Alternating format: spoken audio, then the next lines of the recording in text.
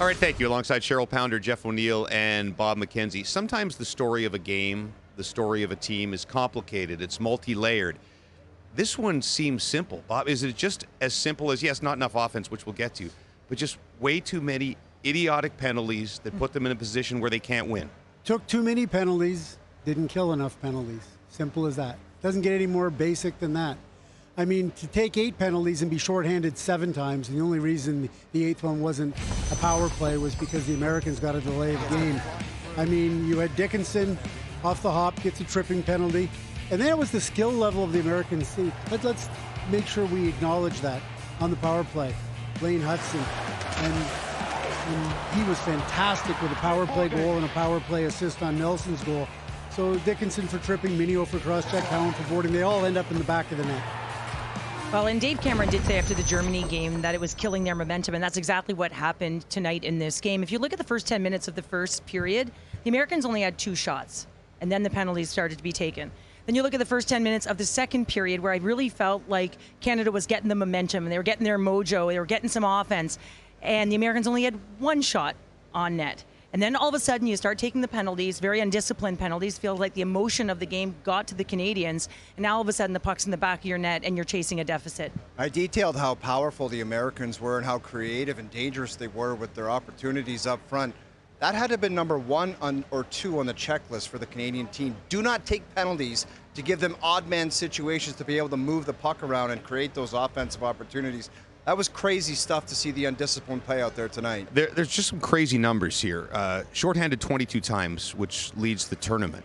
This team has not allowed a 5-on-5 goal, and they've lost 2 games and are in 3rd spot and have a much tougher path to goal. I don't think that's ever happened to Canada. I haven't looked it up, that they've not allowed a 5-on-5 goal. No, and let's make no mistake, that's not a glass half full thing. I mean, you can't hang your hat on we didn't give up a 5-on-5 goal because you've been playing shorthanded so much of the game. Mm-hmm. 6 times against the Finns, 6 times against the Latvians, 7 times against the Americans. It was like 12 minutes tonight where you're shorthanded, so you can't keep that offense that Cheryl was talking about going. And when they are generating chances, what's the problem?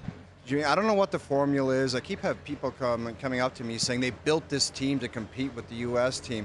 I don't care what league, what level. If you score 1 a game against a quality opponent, you're never going to have a chance to win. They would cross the blue line and plays would just go to die. They would just miss passes.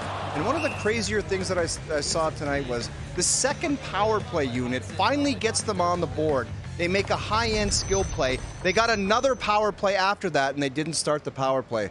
I found that to be bizarre as far as creating offense or going with a hot unit that got a goal in the last power play. They just can't create. And like I said, I don't know what the formula is because no coach would say go out there and don't score goals. It's just up to their best players. These are the best players in Canada, game breakers, playmakers. They just have to elevate and get it done. There's just no other way around it. Well, some would argue they didn't bring all the best players. That's the criticism coming around the country right now. And look, they still have time to redeem themselves. They do. But that will be a justifiable criticism if they get knocked out.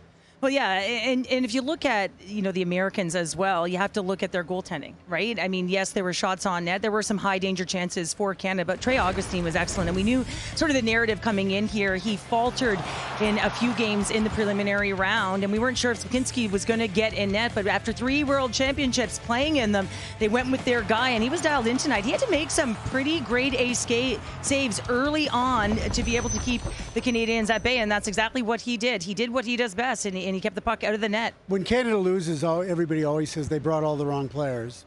You can't prove otherwise. No, you because can't. the other guys that aren't here, you don't know whether they might have brought wrong players. Sometimes they won. Here's what I know. Cal Ritchie's a real good offensive player. He had the puck right on the doorstep in an opportunity in the second period, and he just kind of whiffed on it. Gavin McKenna is a phenom who's averaging 2 points a game and has 20 goals in 30 games for the Medicine Hat Tigers. And he was shooting the puck wide and hitting crossbars. So why aren't they scoring, though, if they have all this talent? Yeah. Hey. All of them at the same time. Yeah, it's and I guess, and I'm not defending it, but what I'm saying is that as much skill as the Americans had, they didn't get a 5-on-5 goal tonight. right.